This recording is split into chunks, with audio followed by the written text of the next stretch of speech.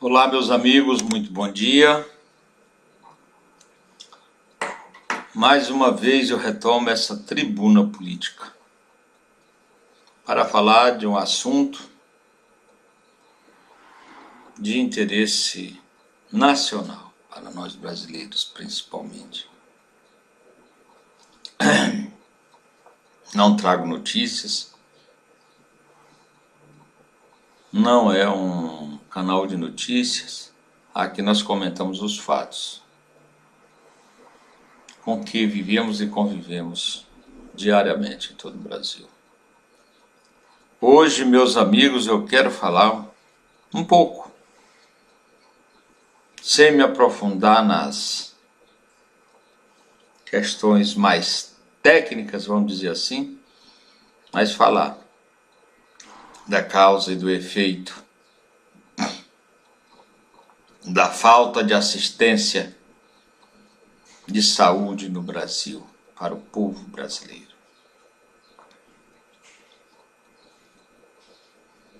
O Brasil hoje, minha gente, é um país de povo pobre e com muitos problemas de saúde. Muitos problemas de saúde. Primeiramente, nós temos o SUS, Sistema Único de Saúde, que é praticamente um faz de conta, paga mal aos profissionais de saúde e atende mal o segurado, que paga toda uma vida a previdência social e impostos que vão aí até quase 50% do seu ano ativo de trabalho. Então, veja bem, alguém que mora lá no interior para conseguir uma consulta na capital, onde tem os maiores recursos, onde se concentra mais a mão de obra especializada médica, de saúde, é terrível para um sujeito, e principalmente um aposentado, que ganha salário mínimo, sair de um município do interior, andar 200, 300, 400 quilômetros, primeiro para marcar consulta, depois para a consulta mesmo, é uma agonia para esse povo trabalhador que fez e que faz a riqueza nacional. E o Brasil é um país rico. Para resolver o problema, bastaria dar a prioridade, a atenção necessária para resolver. Mas aquele que administra a condição da saúde no Brasil não precisa de saúde pública, não precisa de SUS. Ele vai no melhor médico, no melhor hospital, resolve o seu problema. Agora, aqueles do povo anônimo, a multidão, não tem praticamente com o que contar. Morre a míngua. Esses dias mesmo, uma senhora no Rio de Janeiro foi a um hospital com trabalho de parto, lá mandaram ela de volta para casa.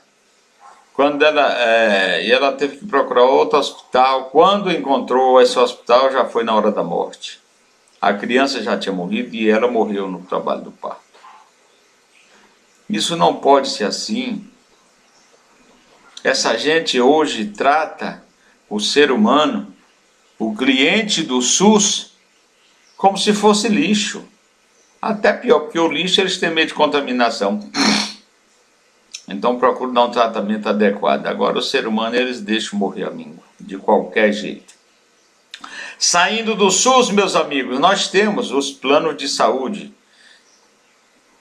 Plano de saúde que capta dinheiro do cidadão por toda a sua juventude, enriquece. Então na juventude ele capta o dinheiro da pessoa e na velhice, quando a pessoa precisa, estará pagando ou está pagando um preço aviltante pelo seu plano de saúde. Então, quando a pessoa mais precisa, o plano de saúde fica inacessível. Quantos idosos, quantas pessoas que pagaram a vida inteira o seu plano de saúde dentro de um grupo e hoje tiveram que sair por falta de condição de pagar a mensalidade do plano de saúde. Esse sistema está errado. Enquanto a pessoa pode dar, oferecer, ela tem uma certa garantia. Agora, depois que cai na velhice, na aposentadoria, que é no Brasil toda uma aposentadoria mínima, não tem como ser assistida. É uma vergonha nacional. Quem administra a saúde? Essa Agência Nacional de Saúde, as duas, vamos dizer, são conduzidas pelos interesses dos planos de saúde. Elas não são conduzidas pelos interesses do povo brasileiro. Não são. É só verificar como elas atuam, as resoluções, as deliberações, tudo. Não atuam segundo o interesse do povo brasileiro, e sim segundo o interesse das empresas, dos planos de saúde. Meus amigos, isso cá na educação, aliás, na saúde. Na educação, do mesmo jeito. Na saúde, quem pode, paga a boa saúde. Na educação, quem pode, paga a boa educação para os seus filhos. E assim a grande massa que faz, como eu já disse, a riqueza nacional, conduz o país nos ombros, fica de fora, olhando o barco passar. A sua força de trabalho, a força de trabalho do povo é apropriada pelos mais espertos, que dela tiram proveito para si e para os seus. E o autor do trabalho, da obra, fica de fora. É como diz uma certa música aí, que ele não pode entrar no palácio que ele mesmo construiu. Não pode. Muito timidamente é uma igreja, vamos dizer assim. Meus amigos, o Brasil, a classe dominante, no Brasil eu digo a classe dominante, não falo de elite, porque no Brasil não tem elite. A elite é o melhor de um povo e a classe dominante do Brasil é o pior de um povo. São os elementos, as pessoas mais carrascas, insensíveis que conduzem os destinos da saúde, da educação, da segurança, da infraestrutura. O interesse das coisas precípuas para o povo brasileiro. Isso tem que mudar, porque não adianta, enquanto nasce um rico, nascem 200 pobres. E há de chegar um momento, se continuar assim, que inviabilize esse sistema. Nós estamos aí no Brasil em guerra com matança, mortandade, chacinas, no Rio de Janeiro, em Belém, em Goiás, em Minas Gerais, em Roraima, no Amazonas, no Pará.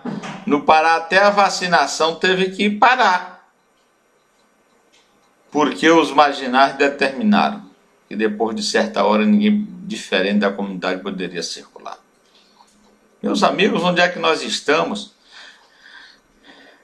A classe que governa, a classe que domina, não percebe esse veso porque não chegou até ele. O filho dele estuda na melhor escola, é atendido no melhor hospital, tem segurança particular. E o meu e o seu filho, como é que pode? estudar, trabalhar.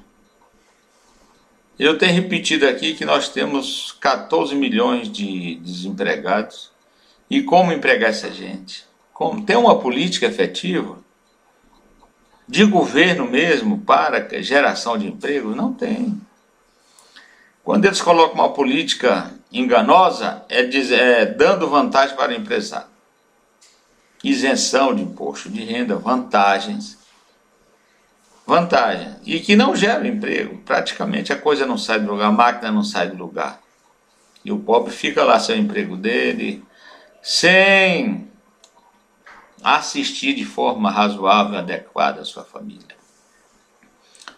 Meus amigos, essa questão da saúde no Brasil é algo que o futuro presidente da República tem que olhar com muito carinho e com muita determinação. Eu digo a saúde, a educação e a segurança. Esses 3 itens são fundamentais. E o Brasil, o povo no Brasil se ressente e muito da falta de cuidado desses 3 setores principalmente. Não é?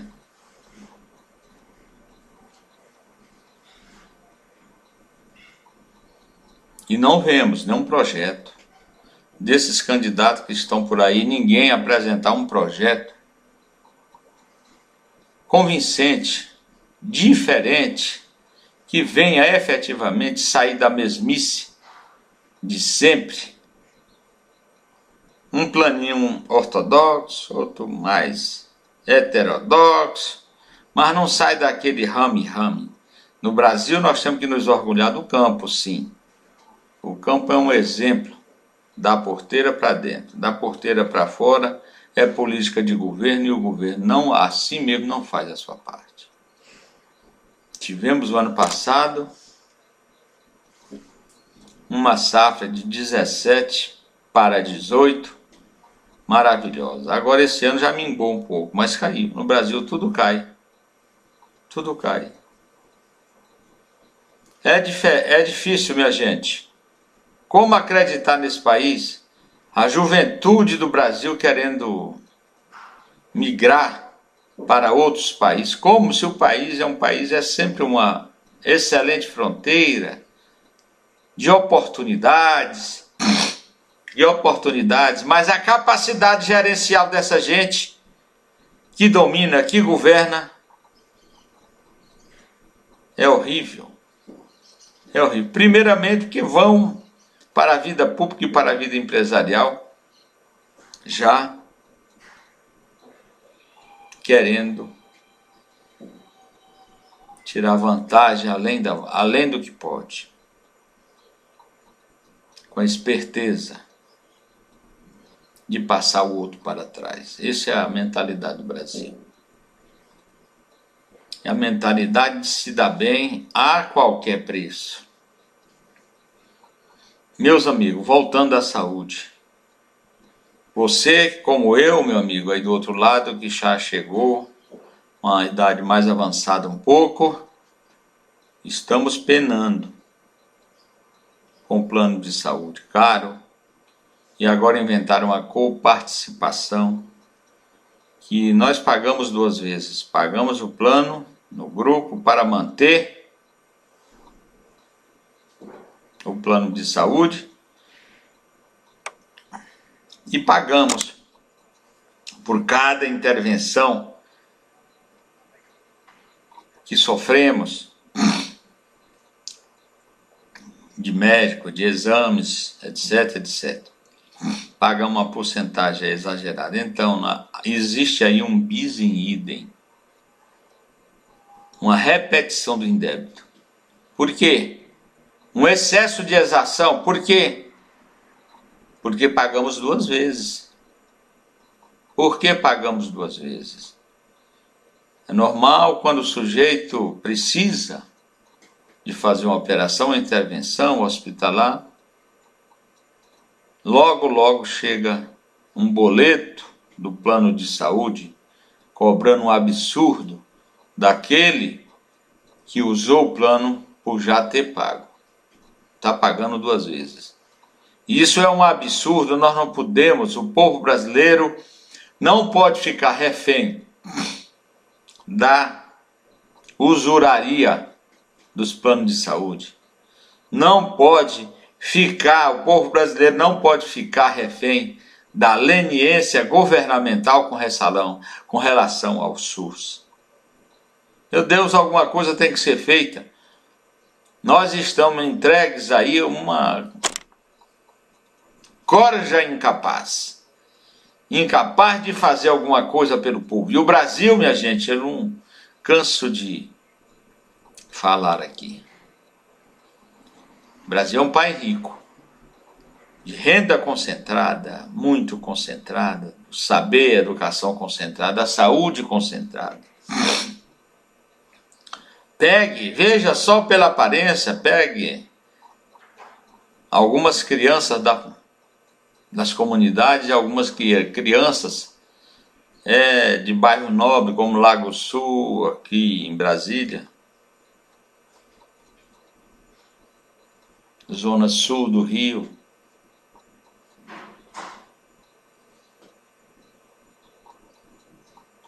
E veja a diferença de um para outro, no semblante, no próprio corpo da pessoa. A diferença de quem come bem, de quem é educado bem, de quem tem segurança para viver e para andar. É muito diferente. Então, no Brasil, ninguém é igual perante a lei, não. Não é, não. Não pense você que aquele princípio constitucional é respeitado, porque não é. Não sofre nem o princípio da força normativa da Constituição, porque nós já temos aí quantas décadas da Constituição de 88, e esse princípio nunca, nem de longe, chegou perto.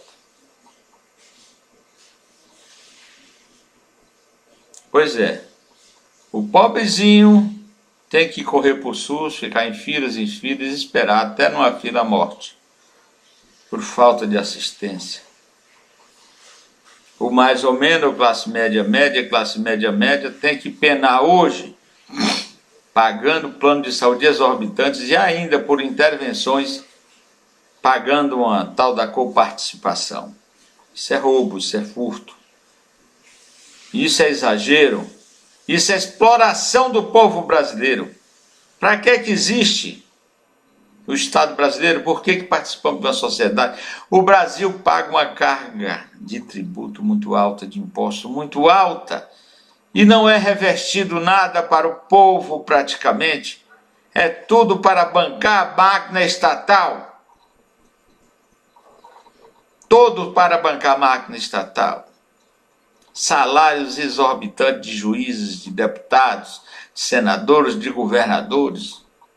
Temos aí ex-presidente da República brigando para manter a aposentadoria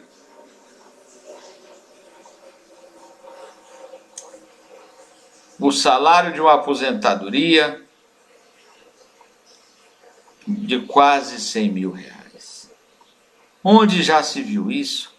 Por mais que a pessoa tenha feito alguma coisa, não merece uma aposentadoria de 100 mil reais, de quase 100 mil reais. Deixasse ele ficar 90 dias, vamos dizer, sobrevivendo aí com o teto máximo do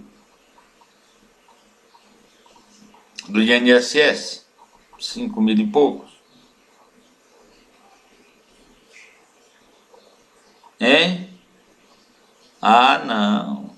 A pobreza, a igualdade da pobreza é boa para a multidão, mas para certas pessoas que se consideram e acham que são, e terminam sendo mesmo, porque se impõe através do poder, alguma coisa acima das outras pessoas. É porque uma aposentadoria com a remuneração de 70 e tantos mil, quase 100 mil reais, vamos dizer assim, é uma afronta ao povo brasileiro. É uma afronta. E assim as distorções existem. Dizem que 1% da população brasileira tem mais da metade da riqueza nacional. Isso é pura verdade. E a causa, isso é a causa do efeito que temos da má educação, da má saúde, da má segurança. Tudo é distorcido no Brasil com essa tal de concentração de renda. Tudo é distorcido. Meus amigos e minhas amigas, eu abordei esse assunto aqui só para colocar em relevo aí na sua mente, você que vai ter uma, que vai estar vendo isso aqui eventualmente. Mas é de deixar-nos inconformados. E temos que olhar, o próximo presidente da República tem que apresentar um projeto concreto no sentido de resolver esses problemas mais graves da sociedade brasileira. Não podemos mais ser conduzidos por essa casta de ladrões profissionais. Não podemos. Acordemos todos, porque se não acordarmos, estaremos todos perdidos, nós e nossos descendentes. Muito obrigado.